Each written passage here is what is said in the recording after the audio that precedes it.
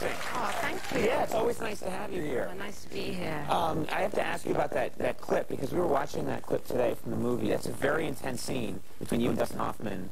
And this clip has been edited for television, I guess. I don't know, but I hear that he really, when you were shooting for the movie, put his hand right on your chest. Is that right? That is correct. And that was not in a script for Dustin Hoffman to do that. He improvised. He improvised that little nugget, didn't he? Yes. Well, tell me about that.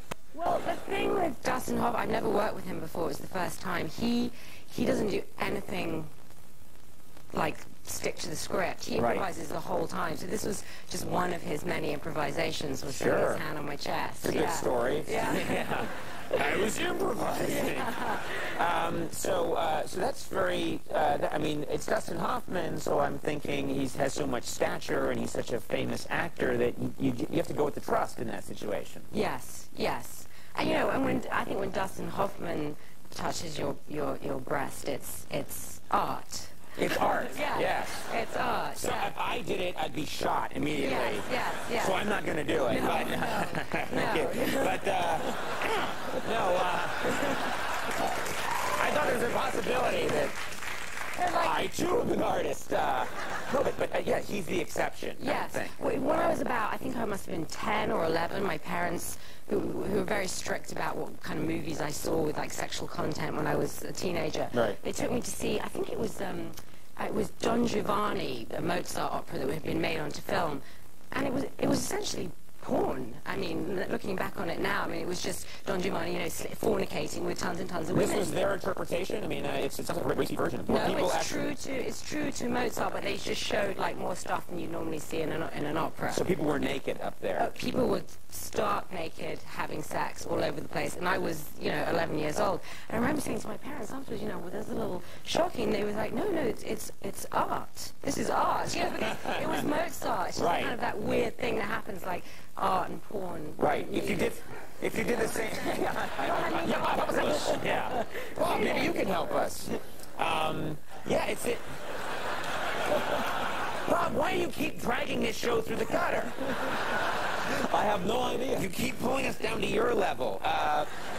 No, you're watching it. It's got classical music to it. If there was a waka waka chaka waka to it, it would be porn. Right. If you had 70s bass line, it would be porn. Not that I've ever seen any, of course. No, I don't think any of us have. Right, Bob? Of course not.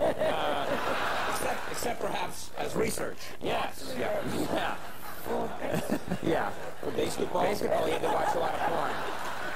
You have to understand your character's motivations. That's how I feel. Exactly. And as a sports announcer, watching porn helps you immensely. In case of rain delays. All right. Now listen, Bob, please. Rachel, I apologize. I didn't want him to stay out here, but this is just the kind of filthy man he is. I'll be over here. Yeah. You stay right there. Now, in this film, you're playing a pickpocket. Yeah. You actually had to learn how to be a pickpocket. I did, yeah.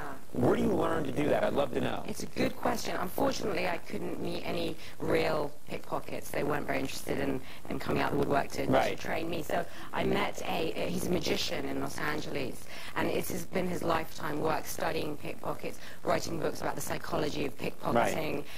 He told me that it was like he said it's the ultimate passive-aggressive act, and the slang for it is kissing the dog.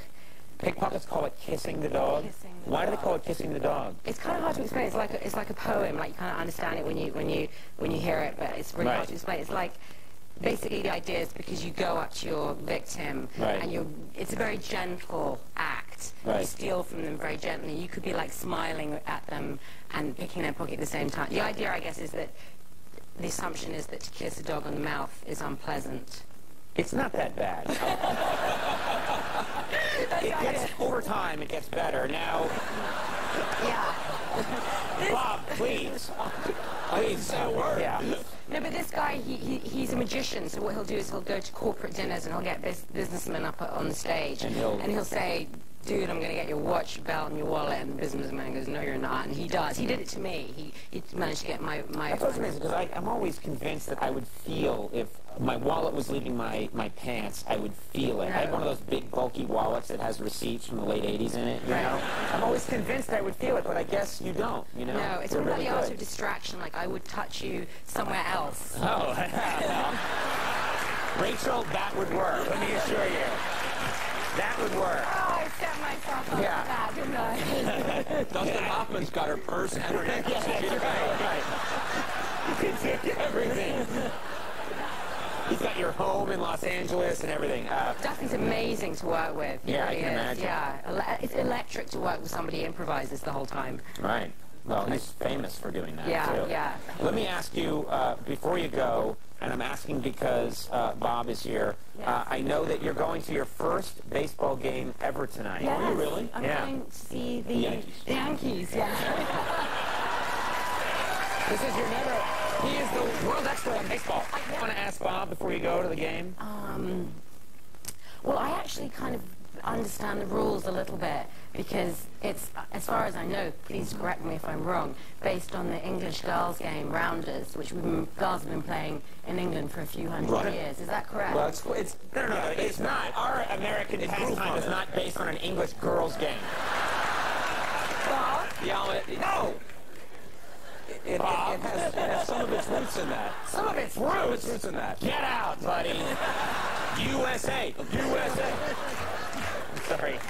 These people. They'll follow me anywhere.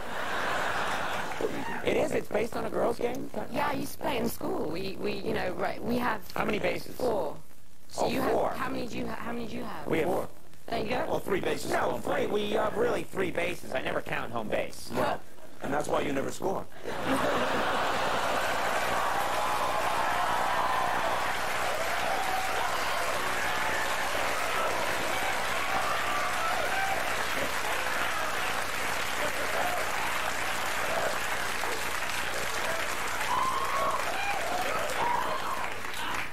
We'll have more Late Night with Bob Costas in just a minute.